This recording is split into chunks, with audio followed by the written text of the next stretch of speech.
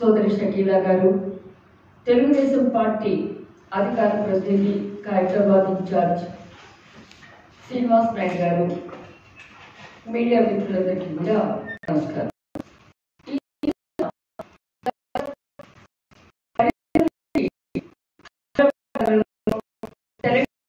కూడా సృష్టిస్తున్నాయి.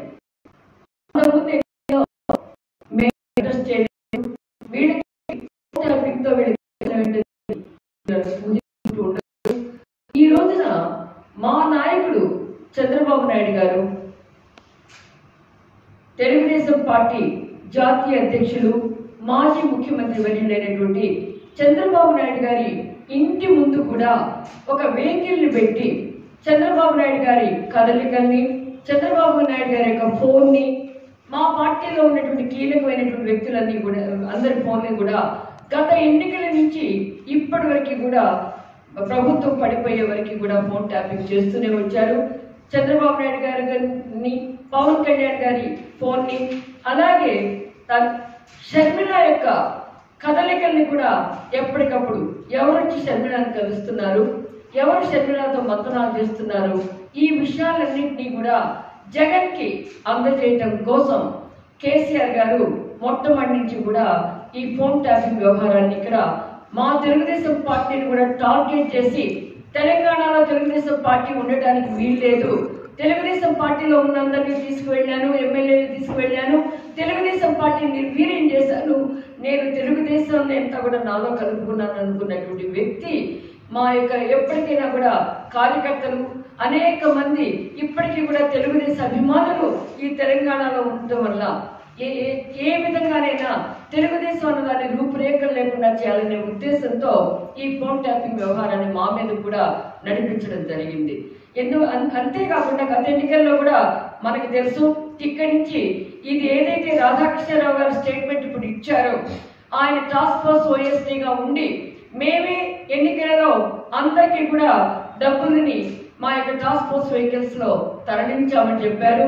అంతేకాకుండా phone tapping మేము వింటూ ఎక్కడికెక్కడికి డబ్బులు పెడుతున్నాయో తెలుసుకొని వాటన్నిటి కూడా మేమే తస్కరించి వాటిని మాకు కావాల్సిన వాళ్ళకి మేము పంచిచ్చామని చెప్పారు. మొట్టమొదటి అందరికన్నా కూడా బలైపోయింది కాంగ్రెస్ కన్నా కూడా అందరికన్నా కూడా తెలుగుదేశం మాత్రమే. ఎందువల్లంటే ఎన్నికలలో 850 కోట్ల పైగా జగన్కి సహాయం చేశారని ఇప్పటికీ కూడా అందరు చెప్తూ ఉన్నారు. సహాయం చేసి ఆ డబ్బునంతా కూడా రాధాకృష్ణరావు గారు వాళ్ళ టీం కింద వాళ్ళ వెహికల్స్ లోనే ఆంధ్ర ప్రాంతానికి, సరిహద్దు ప్రాంతాలకు కూడా తరలించడం జరిగిందని ఈ రోజు మనకు అర్థమవుతుంది. మేము ఈరోజు సమగ్రమైనటువంటి దర్యాప్తును కోరుతున్నాం, సమగ్ర విచారణని కోరుతూ ఉన్నాం. ఏ విధంగా అయితే మా యొక్క నాయకుడి యొక్క కదలికల్ని, మా యొక్క నాయకుడి యొక్క ఫోన్లని, మా యొక్క పార్టీకి సంబంధించినటువంటి ఫోన్లన్నింటినీ కూడా ట్యాపింగ్ చేసి మమ్మల్ని నామరూపాలు లేకుండా చేయాలనుకున్నటువంటి కేసీఆర్ గారి యొక్క ప్రణాళికల మీద సమగ్రమైనటువంటి విచారణ చేపట్టాలని చెప్పుకోతున్నాం. ఈ రోజు నిజంగా అది ఒకటే కాదు, ప్రజాస్వామ్యం ఎక్కడ ఉందా అని అనిపిస్తుంది. ఇంతవరకు ప్రజాస్వామ్యంలో మనం చూసాం, ఎన్నికైనటువంటి వాళ్ళ నీతి తప్పి ఆ తర్వాత ధన ప్రవాహాలకో పదవుల ప్రలోభాలకో వాళ్ళంతా కూడా అయారాములాగా అధికార పార్టీ చెంతకి వెళ్ళడం చూసాం. కానీ మనం కొత్త కోణాన్ని కూడా చూస్తున్నాం. ప్రజాప్రాతినిధ్య చట్టానికి తూట్లు పడుస్తూ ఏదైతే ఎన్నికల కమిషన్ యొక్క నియమాలు ఉంటాయో, నిబంధనలు ఉంటాయో, ఎన్నికల కమిషన్ యొక్క ప్రవర్తన నియమావళి ఉంటుందో దాన్ని కూడా ఉల్లంఘించి కరప్షన్ కింద, ఆ కరప్షన్ అంటే కేవలం అవినీతి చేయటమే కాదు, అడ్డదూరం తగ్గడం కూడా కరప్షన్ యాక్ట్ కిందకే వస్తుంది. అలా అడ్డదూరం తగ్గి తొక్కుతూ అవతల పార్టీలో ఉన్నటువంటి వాళ్ళకి, వాళ్ళ అనుకూల పార్టీల వారికి, అధికార పార్టీకి తొత్తులుగా యంత్రాంగాన్ని మార్చి ప్రతిపక్షంలో ఉన్నటువంటి వాళ్ళందరినీ కూడా ప్రజా ప్రాతినిధ్య చట్టంలోకి వాళ్ళ ఎమ్మెల్యేగా కాకుండా నిరోధించడం కోసం ఎన్నికలలో డబ్బు నియంత్రణని కూడా వాళ్ళకి అందకుండా చేసి ఎవరికి కూడా ఖర్చు పెట్టుకోవడానికి ఆ డబ్బునంతా వాళ్లే తీసుకువెళ్ళి వాటన్నిటి కూడా ఇతరులకి అందించడం జరిగింది. ప్రభుత్వానికి తొత్తులుగా వ్యవహరించడం జరిగింది. అధికార యంత్రాంగాన్ని దుర్వినియోగం చేయడం జరిగింది. మనకి తెలుసు, ఒకసారి ఇందిరాగాంధీ గారు 300 పైగా సీట్ల పైగా సాధించి అఖండమైనటువంటి మెజార్టీతో ఉండి ఆమె 1,00,000 ఓట్ల పైగా కూడా రాయబరేలీలో గెలిచినప్పుడు రాజ్నాథ్ సింగ్ గారు ఎప్పుడైతే అలహాబాద్ కోర్టులో ఆయన ఈ కరప్షన్ యాక్ట్ కిందే ఆమె మీద పెట్టే ప్రలోభాల మీద కేసు పెట్టడం జరిగింది. ఆ కేసులో అలహాబాద్ కోర్టు తీర్పు కూడా ఇచ్చింది, ఆమెను అనర్హంగా చేస్తూ ప్రకటించింది. ఈరోజు మనమందరం కూడా ఆలోచించుకోవాలి, అలాంటి అనర్హత చట్టాన్ని ఈరోజు తెలంగాణ రాష్ట్రంలో అమలయ్యేట్టు చూడాలి. ఈరోజు ఎవరైతే బీఆర్ఎస్ కింద ఎమ్మెల్యేలుగా ఎలక్ట్ అయ్యారో, ఎవరైతే దొడ్డి దోవన నిధుల్ని సమకూర్చుకొని ఎన్నికల నియమావళికి విరుద్ధంగా, ఎన్నికల కమిషన్ ప్రవర్తన నియమావళికి విరుద్ధంగా అధికార దుర్వినియోగంతో కేవలం టాస్క్ ఫోర్స్ వెహికల్స్ లో, పోలీస్ వెహికల్స్ లో డబ్బునంతా కూడా చేర వేయించుకొని వాళ్ళు ఎమ్మెల్యేలుగా వాళ్ళు ఎలక్ట్ అయ్యారో వాళ్ళందరినీ కూడా ఈ ప్రజా ప్రాతినిధ్య చట్టం కింద, ఎన్నికల నిబంధనల కింద వాళ్ళందరినీ కూడా అనర్హులుగా చేయాలని చెప్పి ఈరోజు తెలంగాణ తెలుగుదేశం పార్టీ తరఫున మేము డిమాండ్ చేస్తున్నాం. చంద్రబాబు గారి యొక్క ఫోన్ ట్యాపింగ్ మీద సమగ్ర దర్యాప్తు చేయాలి. రెండవది, ప్రజా ప్రాతినిధ్య చట్టాన్ని, ఎన్నికల నియమ నిబంధనల్ని తొంగలో తొక్కినందువల్ల మళ్ళా పునరావృతం కాకుండా ఉండాలి అంటే తప్పనిసరి సత్వరమైనటువంటి చర్యలు కూడా కేంద్ర ప్రభుత్వం తీసుకోవడం జరగాలి. ఈ రోజు మనం వింటూ ఉన్నాం, ఈడీ కూడా రంగ ప్రవేశం చేసిందని. ఇన్ని కోట్ల రూపాయలని ఎలా తరలించారు, ఎవరికి తరలించారు, హవాలాతో ఎట్లా స్వీకరించారు, ఆ వచ్చిన వాటిని మీరు ఎవరికి పంచారు, వాళ్ళే ఒప్పుకున్నారు. దుబ్బాక ఎలక్షన్ లో ఇచ్చినట్టుగా, మునుగోడు ఎలక్షన్ లో ఇచ్చినట్టుగా ప్రణీత్ రావు గారి గ్యాంగ్ కి సంబంధించినటువంటి రాధాకృష్ణరావు గారి స్టేట్మెంట్ లో మనం అందరం చూడటం జరిగింది. ఈ రోజు దాన్ని అనుసరించి ఈడీ దర్యాప్తు కొనసాగించడమే కాదు, వెంటనే నివేదికని కూడా సత్వరంగా ఇచ్చి ఈ రోజు ఎన్నికలలో ఒక భరోసాని, ఒక నైతికతని, ఒక నిబద్ధతని, ప్రజాస్వామ్యం పట్ల విశ్వాసాన్ని కల్పించవలసినటువంటి అవసరం ఉంది. నిజం చెప్పాలంటే ఈ రోజు ఇద్దరు స్త్రీలు ఇక్కడ కూర్చొని ఉన్నాం. కొన్ని విషయాలు మాట్లాడటానికి మాకు అసహ్యం వేస్తుంది, జంకు కూడా కలుగుతుంది. ఇక హీరోయిన్ ఫోన్లు ట్యాప్ చేయాల్సినటువంటి అవసరం ఏంటి? వాళ్ళ కళని వాళ్ళు ఆ కళారంగంలో వాళ్ళ పేరు ప్రఖ్యాతులు తెచ్చుకుంటా ఉన్నారు. వాళ్ళని కూడా హింసించాల్సిన అవసరం ఎందుకు చేశారో, ఏదైనా ప్రజాప్రతినిధి చట్టంలో ఒక ఎమ్మెల్యే ఫోన్లు ట్యాప్ చేశారంటేనో, లేకపోతే అభ్యర్థుల ఫోన్లు ట్యాప్ చేశారంటేనో, లేకపోతే ఇంకా ఎవరైనా కూడా ఒక పార్టీకి సంబంధించినటువంటి విషయాలు తెలిస్తే ఎవరు చేశారనే దానిలో మనం వాళ్ళ శీలాన్ని శంకిస్తూ కూడా మనం ఏదైనా అనుకోవచ్చు. కానీ రాజకీయాలతో సంబంధం లేనటువంటి హీరోయిన్ ఫోన్లు కూడా ట్యాపింగ్ ఎందుకు చేశారు అర్థం కావట్లా. ఆ విషయంలోకి మేము మాట్లాడాలి అని అనిపించడం లేదు, ఎందుకంటే సాటి స్త్రీలని గౌరవించడం మా సంస్కారం.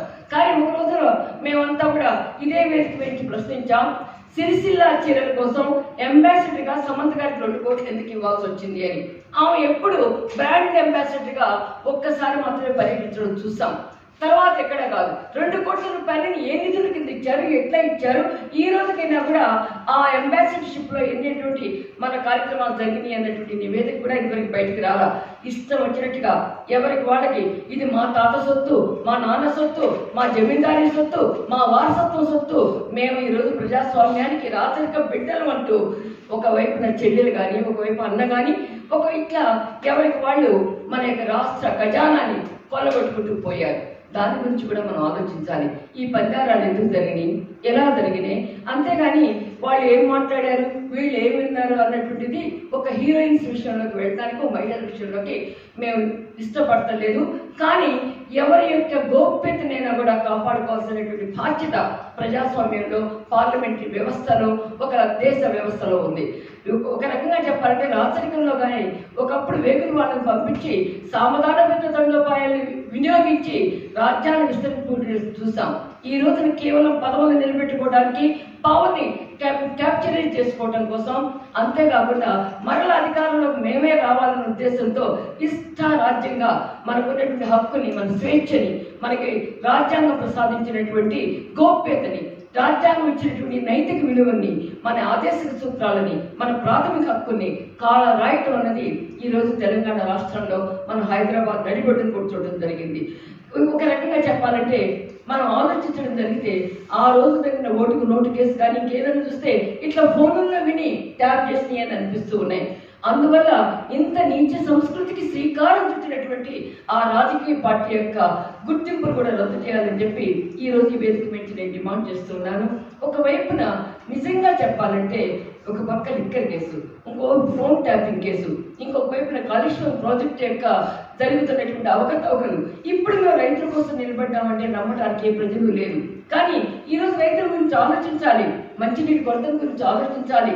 అంతేకాకుండా సాంఘిక సంక్షేమ పాఠశాలల్లో వాళ్ళకి కావాల్సినటువంటి కాస్మెటిక్ ఛార్జీలు పెంచమని చెప్పి వెలిగించి చాడుతున్నారు విద్యార్థులు కానీ విద్యార్థులు కానీ. వాటి నుంచి పట్టించుకుంటుంది ఈ కాంగ్రెస్ ప్రభుత్వం కూడా చేయడం జరగటంలా.